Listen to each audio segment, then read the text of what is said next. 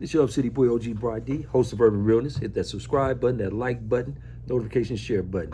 Man, Yes, I got the hometown boy, for that Yah gang, 700 Man, block. you know what it is, Yah-L with me today. You know what I'm Yeah. saying? We in the undisclosed location, but we in the studio. That part. And basically, man, this is just a quick interview of one of us, man. So I'm gonna get straight to it, man. So Talk to what me, we know what section you out of, the WAC, The Park WAC. Village, Wilmington Arms, Arms. as they say, yeah, my brother Devious, rest in peace. He's a Yah boy too. Man. So we're gonna get to it, man. You rap. You got some new music coming out. Yes, sir. You got a few songs that there's some bangers. One been on the radio. For just the commercialization to bring in that audience. So I'm gonna ask you off the bat, what got you into the rap game, man? What got you into rapping? Really and truly, like my lifestyle, like growing up in Compton, seeing how the music scene was, being a fan of music, being inspired by authentic artists like E40. He was real unorthodox with his delivery, his character, the way he delivered his message and his music. I attached myself to that. All right. And then not just him, I listened to the East Siders growing up. I ended up listening to Snoop eventually, Jadakiss, right, Big L, and of course Tupac and a few others. But that also helped my inspirations and wanting to be an artist, and to be able to elaborate my story through music, whether it be rapping or singing. You know what I'm saying? So your genre of music, I know you cover a variety of topics, but your main focus, if I can ask that, on your genre of music, what lane is it? Is it street? Is it gangster? Or is it just telling a story about experiences? I want to say it's a little bit of all three. Okay. It's a little bit of all three. It's inspiration. It's giving you an insight of my life. It's giving you a little history of who I am, where I come from, how I went about things, and also giving the perspective of other stories that people are no longer here and they're locked up. Right. Shedding light on them too. You know what I'm saying? Because we can never forget those type of individuals. Yeah. Now see, now y'all know how I am. I always do this. We ain't got to mention no names. We ain't gonna do none of that. But we're gonna let this be known. Ain't no haterism right here, especially right here. You don't hate the player, you hate the game. Facts. So all that controversy, that weirdo 100 and all them was trying to throw out there, that's just what it is for views, clicks, and all that shit. But we're not going to even speak on that on this. So we just got it out there. No, we're not touching on it. So there it is there.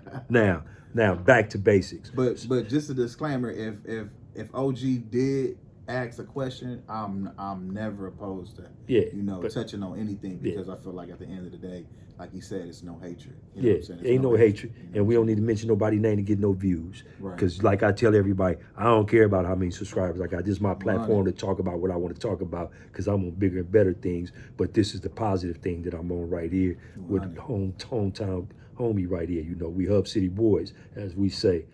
So we're going to get back to this. So the new music that you got come out, man, what is it going to be on? How can they find it? It'll be on Spotify, YouTube, of course. I'll have it on my Instagram. Shout all that out. My Instagram is Yah-L official. I still have my old Instagram. They put me in Instagram jail, but y'all can still research my my new Instagram is Yah-L official. So that's Yah_L.official. And then my same Instagram is Yah_L700. Hopefully they get that back. But if not, that's the Instagram I'm on. My YouTube is Mr. Check a Nigga Paperwork. So y'all subscribe to my YouTube. You know what I'm saying? I'm finna subscribe to that. I love that. You know what I'm saying? I'm with the paperwork parties. Gotta check that black and white to make sure it's right. You feel me? Yeah. I learned from cats that, you know what I'm saying? So it's like, man, you gotta make sure you know who you around. Yeah. And that's something that I've been real keyed and proed on, man. Like, you just gotta know who around you. Sometimes you don't. It takes time to figure out who around you, but when you check that paperwork and it ain't came back right, and you check that black and white, they ain't right, cut them off, man. That's right. Don't hate do nothing to them, just cut them off. Just cut them off. So today's rappers, man, are like, who would you like to collab with, or who do you got respect for? We put it like that. I mean, All we right. respect everybody, but who do you got respect for in the sense of respect their art form?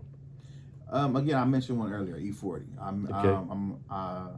Like I said, his unorthodox way of his delivery, he just different. You know what I'm saying? I listen to him. Jadakiss, I listen to Jada.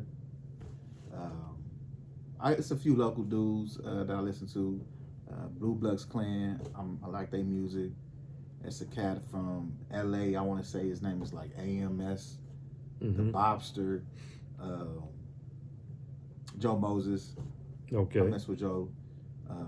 It's a couple of local dudes in the city by the name of T Cash, Kookaloo. I don't know. Some dudes might not know who this cat is, but I feel like it's something that like his style got a Young Thug vibe to it. I don't know. A lot of cats probably don't listen to Young Thug like that, but I do. And he go by the name of Yeet. It's a different vibe, but I listen to that. You know what I'm saying? So see, I like what you said, man, because I want to point out something, man. You said like E40 and Jadakiss. All right, E40 and Jadakiss, they older brothers, they seasoned brothers. That's what they are. Seasoned, and it's no age bracket on the rap game, because see, when you rapping, you telling a story about not only experience, but it doesn't necessarily have to be a past experience. It could be a current experience, or it could be something you witnessed, or you could be something about that you're speaking on today's topics or what's trending, and you're doing your research on it. So there's no such thing, because if you're Jay-Z's, if you're Snoop's, if you're Ice Cube's, and so forth, put out a song right now, and they in my age bracket, literally, you gonna buy it if it's a banger. Right. You know, so you can't sit up there and say, well, this dude, 2 Chainz, he struggled, not struggled. Well, yeah, he struggled until he was in his 30s, mid 30s. Because see, what people don't understand, like I said earlier today, it's 3 S's, man, in the dictionary. Sacrifice and struggle comes before success in the dictionary. That's powerful. And a lot of dudes don't realize that, man. So it's not an age bracket. I mean, look at me, I'm a seasoned vet, but you know what I'm saying? I'm still a Hub City boy that's in tip-top shape, man, that's out in these streets and out and about, but I'm not in the streets, I'm of the streets per se. So you can't put a cap on an individual when they putting down an art form, because a lot of you cats don't understand this. James Brown was rapping before anybody was rapping. Wow. Followed by a group called The Last Poets with Gil Scott-Heron, rest in peace. So brothers been rapping that have been in the age bracket of 40 beyond. So you can't tap out to that. So when he pay homage, and this is what I'm expounding on, to the E40s and the Jadakiss, you gotta respect that, man. Yeah, 100%. And like you said, they're seasoned veterans. Yeah. They've always had substance in their music. Yeah, they got commercial stuff, but they've always, for me, the things that I listen to is what's the message. Yeah. You know what I'm saying? So I keyed in on that. Like E40 will always talk about, being authentic, standing on your principles and your morals, stuff like that, Right. And you ever get caught for a crime, do your time. You ain't gotta bring another individual in on a situation because you got caught. Just being a man about whatever it is that you done and did, and standing on that. And then he got the creativity. Same thing with Jadakiss, you know what I'm saying? Punchlines, came with the hot punchline 16s, and then he'll have some stuff, some substance. You know what I'm saying? So those are just people that I felt like growing up, as I listened to them, that message has never went out of style for me. Well, do you think, segueing into something, do you think like the pay-per-views are going to take away from the live concerts in the arenas? Especially in this COVID age. Pay-per-view taken away from it? Meaning like, I can sit at home and I can look at you on TV now rapping, as opposed to paying a ticket and going to a concert. You know what? It really depends on the person. I'm looking at it as a 50-50. You got people who don't mind going to the event and feeling that experience. Then you have people who are more cautious because of their health and things of that nature. So I'm looking at it like it could be a 50-50 thing. They do, when COVID did happen, they had a couple of situations to where they were giving virtual performances. Right. You know what I'm saying? They were still being able to see their favorite artists perform, which is cool. But then you got fans who really want to go to the venue, experience that, that vibe, having a drink and really feeling the vibe of the artists and seeing them perform their songs. So I'm looking at it from a 50-50 perspective.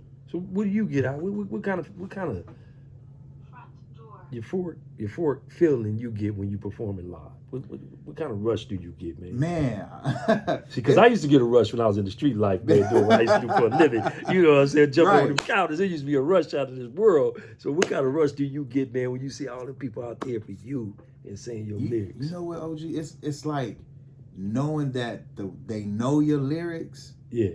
And it affected them in a certain way, and you now feeling that energy on stage. Right. I remember I had and it's crazy you said that because I had a performance in Arizona of the summer, and it was me and my boy Mike J. Shout out to the Wealthy Club. We was performing, and then the DJ, his name was DJ Sticks. He was like, "Oh, we got a special guest, Yah-L, coming to the stage, man, from Scandalous." So when I get out there on stage and they playing the record, they playing the hook, I see everybody, I got bitches trying to kill me. And then I'm just like, man, I felt that. And then once my part came on, it was like, the women, the dudes, I be in my feelings zone saying up. And I'm just like, damn. Made you feel 10 feet tall? Like, yeah. But that, honestly, that one felt good. It's nothing like doing it for the kids, though. Right. I had a performance for a community. It was a community event in Compton this past summer. I didn't even have to open my mouth, man. The kids knew every line for line, and that made me feel good because the things that I was saying in the lyrics, it resonated with kids. And they were like, man, it just felt good. And they were singing the lyrics. And they was like, man, I had one kid while I'm performing, he's on stage with me. He like, man, that's you, huh? And I'm laughing. Like, it seems surreal, huh? Yeah, and I'm like, man, yeah, man, it's me. But it's just the fact that I have that kind of impact on someone, knowing that my lyrics mean something. That's you know cool. what I'm saying? Yeah, it was a real good feeling, man. That's cool. Real good feeling. That's cool, for real. So you got any upcoming events, man? At the moment, I'm in process of finishing up this EP. I really want to put my best product out. I don't want to just put anything out. So my team, the people that I've been working with, we're really keyed in on trying to make sure we have the right beats, the right vibes, the right target markets of what we're trying to do, and really been focusing on that. But I'm not open. I'm not open to performance of anybody want to book me. Of course, hit me up on Instagram. I will answer those DMs. So, you know, if anybody need writing. That's what I was about to say, man. I was about to say that, man. For you artists out there that have a story or have a format or know how to articulate a story, but don't particularly know how to put your story together in the written form. Yeah, man. Tap in with your mans, man. You know, I got something for you. You know. I mean, he could perfect it. He could do, he could perfect your voice techniques for you. Yeah. You know, he can give you the right pitches. He can send you in the right direction. So there's a lot more to this format in the structure of rapping than just picking up a mic and spitting bars. Right. You know, it's a whole, like we got this studio back here. It's learn your craft, learn everything that you need to know. He was sitting in here with my man who's a world-renowned producer, and he's telling them blah, blah, this and blah, blah, that. And he and my man were with the terminology on even keel with each other. And, my man respect that, who's in here with us. We got a little backstage footage I might put out, I might not put out. Right. But nevertheless, I'm just saying, if any of you cats right there, I know I can spit, but I can't write. And there's nothing wrong with a ghostwriter. There's nothing wrong with a person that's taking your story and putting it in the correct structure for you to rap to it. So technically, it's not even that person is a ghostwriter because that person's going to ask you 1,000 questions about you. Man, really? And then it's going to put the story together that fits you. See, people be thinking a ghostwriter is just somebody that sits up here and I'm going to write my life experience and you going to rap it. Right. It doesn't go like that. We all saw that movie NWA, and then brothers from New York said, man, we can't rap this cruising down the street in my 6'4". What is this?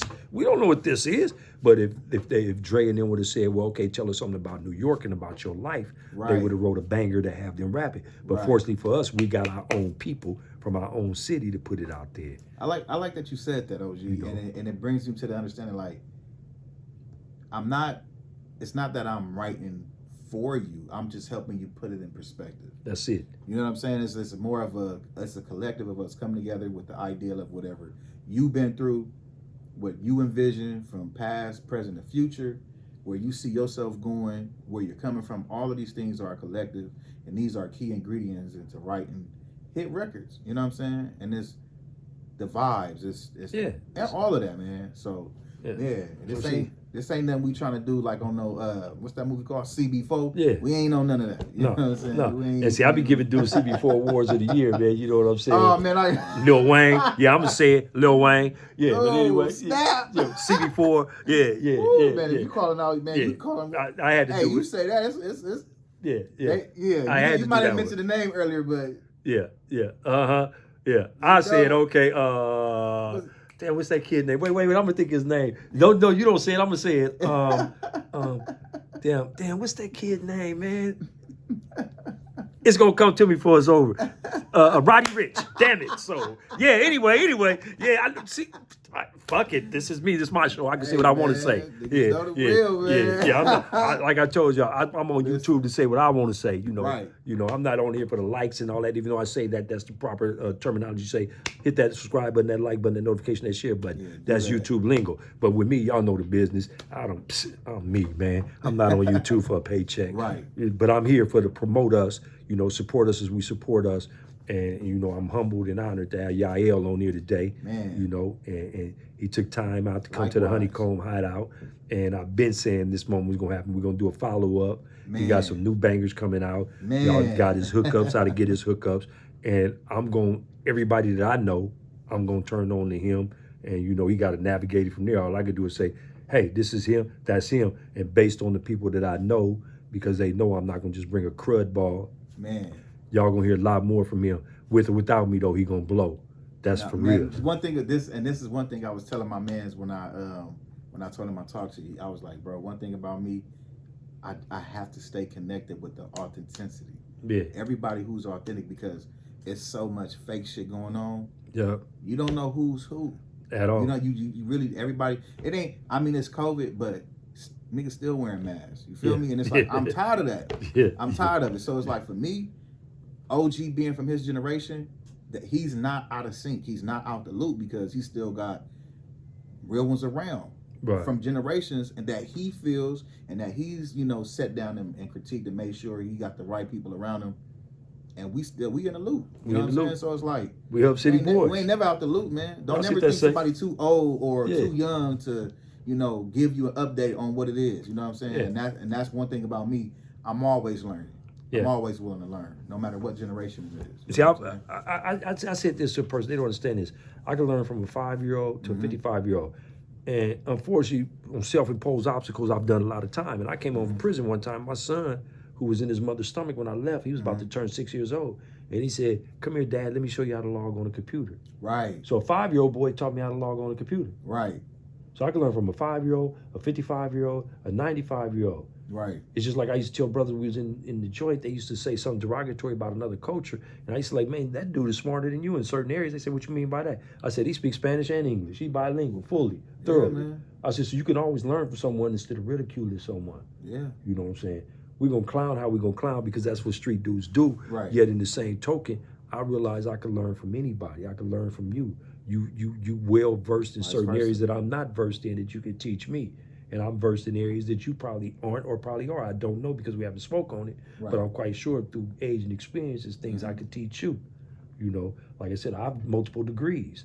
You know, I have advantages on a lot of college students that go through 4-year colleges based on the fact that I sat in a cage for 12 years doing nothing but studying. I had nothing but time. So I was in a hidden university. So I have an advantage. Same thing with sociology, psychology, and so forth. In business, I took every course that was offered to me, not out of boredom, but out of not having idle time and not utilizing. Right, that makes a lot of sense, man. And a lot of brothers don't realize that. But you know, it is what it is. You know, is hope this is inspiring. I hope he's inspired y'all. We're gonna cut this one short, because the next time we come, I'm gonna be like on that stage, like, man, you said I can come up here. You said, and he gonna be like, get away, Brian, get away. I'm like, man, what, man? You said I can come up here. You know, he gonna have that word. I'm like, you thanking them? Shoot, thank me. Give me some boost. Hey, don't worry about that last what he said.